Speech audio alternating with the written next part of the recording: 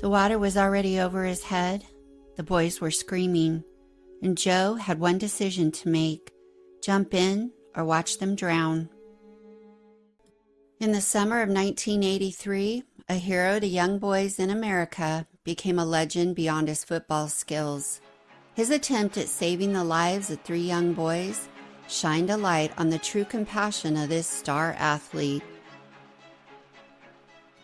In the small town of Henderson, Texas, under the vast sun-baked skies in late October of 1958, Joseph Alton Delaney was born as the 3rd child in a family that would grow to 8 siblings. Joe was born to Woodrow and Eunice Delaney. They were a hard-working couple scraping by in a modest life. Money was tight, which meant hand-me-down clothes and meals stretched thin. Young Joe was bright-eyed with infectious energy. He quickly showed signs of athletic talent that would define his life. But even as a young boy, he was more than just fast on his feet. He was the type of child who shared his last piece of candy with a sibling, and one who would help his mother with chores without being asked, revealing a quiet generosity that seemed woven into his soul. When Joe was around 8 or 9 years old in 1967, the family uprooted and moved to Houghton, Louisiana. It was a sleepy community nestled amid the humid bayous and towering pines. There was a sticky summer heat that clung like a second skin, and the muddy back roads that turned to rivers after rain. The move brought new challenges, but Joe adapted with the same steady determination he showed in everything. His character was built in those early years, shaped by a deep faith and a family that emphasized kindness above all else. He was soft-spoken with a warm smile that could disarm anyone, yet he carried an inner strength that came from overcoming poverty. Joe attended Houghton High School. He blossomed into a star athlete. He dominated the track, sprinting with a grace that left competitors in the dust. But football became his passion, where his speed and agility made him a standout running back. His father, Woodrow, wasn't keen on football. It was too risky and too rough for a boy with potential, but Joe couldn't stay away from the field. Teammates remembered Joe for his talent, but also for his humility. He was the team player who lifted others up, offering encouragement during grueling practices under the Louisiana sun. He wasn't one for boasting. Success to him was about community and connection. His siblings recalled how Joe, even as a teen, took on a protective role watching over the younger ones. After high school, Joe headed to Northwestern State University in Louisiana. It was a picturesque campus lined with historic oaks, draped in Spanish moss. Amid the vibrant college life of lectures, parties, and the roar of crowds at football games, Joe set records as a running back and a track star. He rushed for over 3,000 yards, his explosive runs drawing scouts from the NFL. During his time at Northwestern, he married Caroline, a kind woman who matched his quiet strength.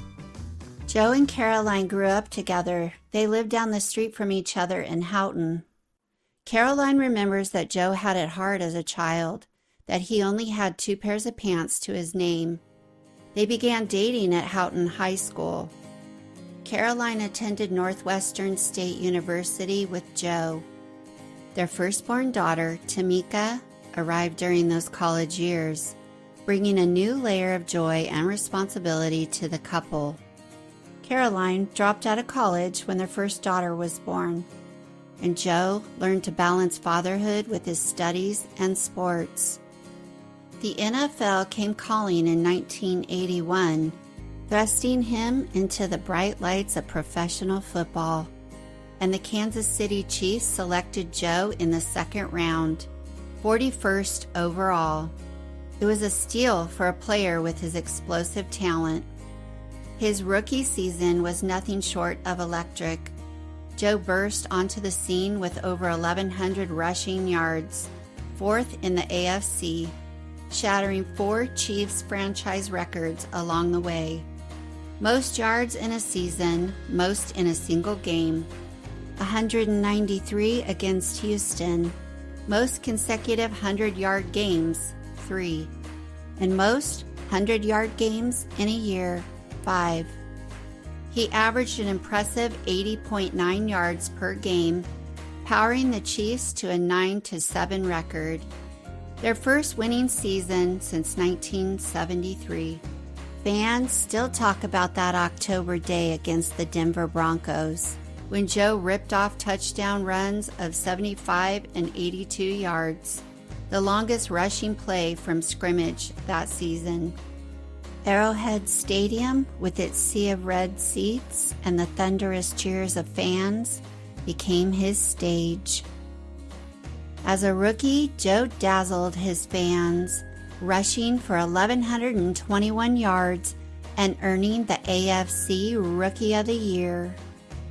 His style was electric, quick cuts, bursts of speed that left defenders grasping at air. Off the field, he remained the same humble man from Houghton, signing autographs for kids with a genuine smile, visiting hospitals to cheer up patients, and sending money home to support his family. By 1982, with his second daughter Crystal joining the family, Joe seemed poised for stardom. He was 24 years old, in the prime of his life, a devoted husband and father whose faith guided him to live with purpose. But fate, as it often does, has a darker path in store, one that would test the very core of who Joe Delaney was. It was a sweltering afternoon on June 29, 1983, in Monroe, Louisiana. The humid air hung heavy like a blanket, and the sun beat down viciously on Chenault Park. The park was a lively oasis amid the urban sprawl, an expanse of green grass dotted with picnic tables, playgrounds, and a softball field where laughter and the crack of bats filled the air. Families gathered for outings, and children ran freely. The park's newest feature caught the eye of local kids. It was a 2-acre man-made pond, originally a construction water hole dug for nearby building projects. It wasn't meant for swimming. Signs warned against it, but on a hot day, rules often blur. The Holland boys and their cousin Lancer Perkins had gone to Chenault Park earlier that June day for a picnic. It was sponsored by a local TV station. The 3 ate free hot dogs at a tent and then stood in line to enter the amusement area. And then, one by one, they sped down the big water slide until a custodian hurried them along so others could play. By noon, it was 90 degrees and inching upward. The boys searched the park for another place to cool down when they noticed the pond. At first glance, it looked inviting, its edges shallow and tempting, but it hid a deeper secret. A sudden, steep drop-off, plunging to depths of up to 20 feet, filled with murky rainwater and hidden hazards. On that day, Joe had driven about 90 miles from his home in Houghton, Louisiana, to Chenault Park to participate in a charity softball game. The sweltering weather was drawing a large crowd to the park, including thousands enjoying the free admission to attractions like Critters Creek, the water slide area. Joe was relaxing after the softball game. He was chatting with friends, possibly reflecting on the upcoming NFL season, when piercing cries shattered their conversation. 3 young boys had waded into the nearby pond to cool off. LaMarcus Holland was around 10 years old. His brother Harry Holland Jr. was 11, along with their cousin or their friend Lancer Perkins, aged 11. They stepped off the shallow shelf and plunged into the dark waters, their arms flailing desperately as they struggled against the water. Panic spread through the crowd. Onlookers froze, some shouting for help, but no one dared to dive in after the boys.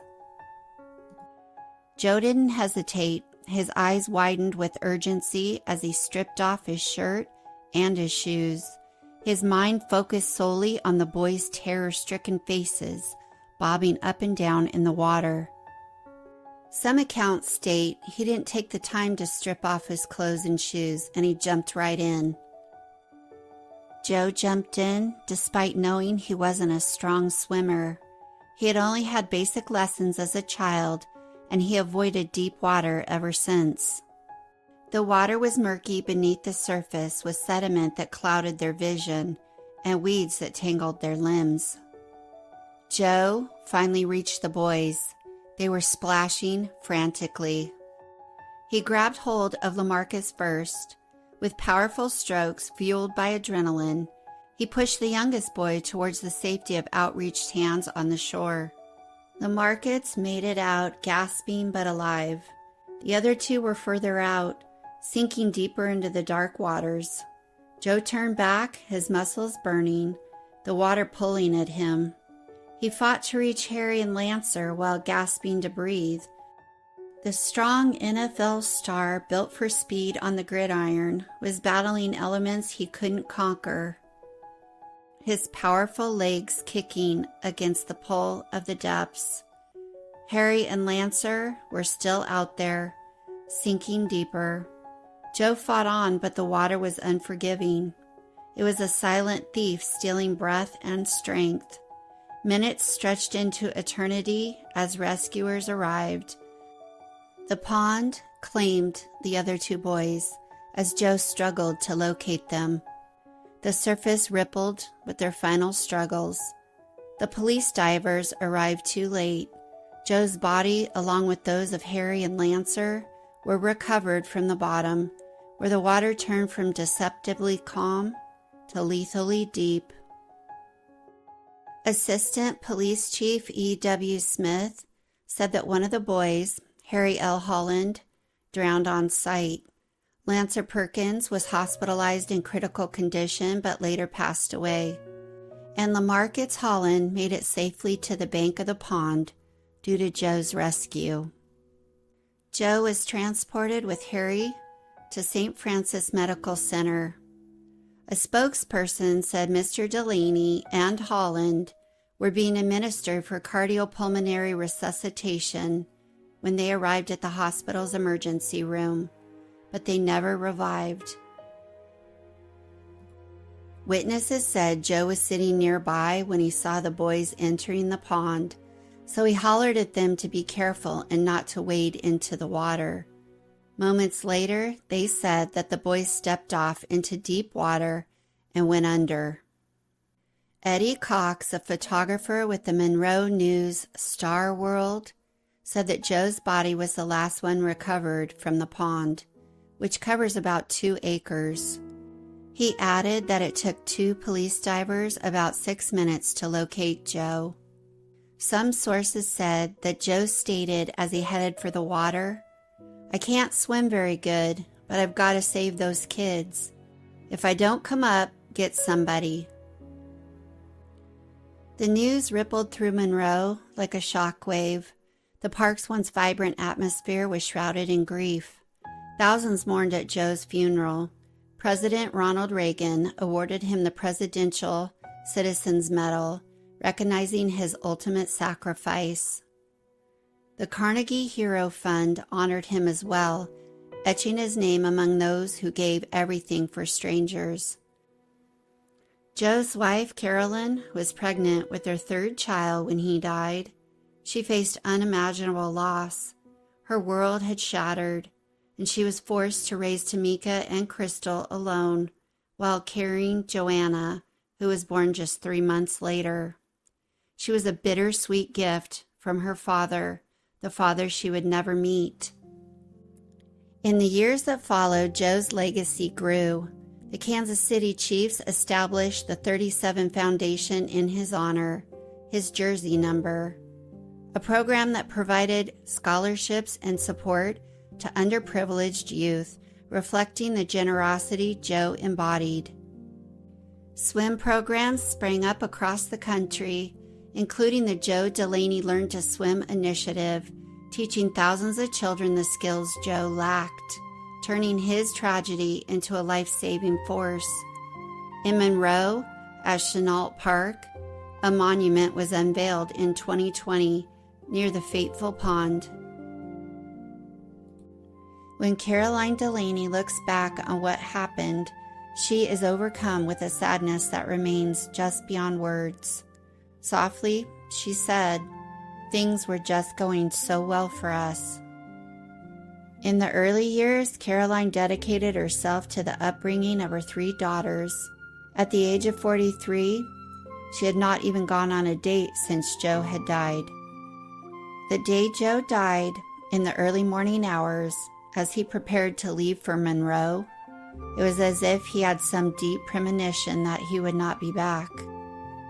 Caroline remembers that he kept running back into the house to kiss his daughters goodbye, and asked if the 2 oldest, Tamika and Crystal, could join him on his trip. Caroline told him no, that they would only get in his way, but he just seemed to oddly linger. "Joe," she finally said, "you better get on now." Then he kissed her, got into his baby blue Cougar, and drove off. Heroic acts often come from the most unassuming souls. Even 4 decades later, as the world moves on with its fast pace, Joe Delaney's heroism echoes. A single profound moment where one man's bravery illuminated the darkness, proving that some lights, though extinguished too soon, never truly go out. Thank you for watching. Have a great week.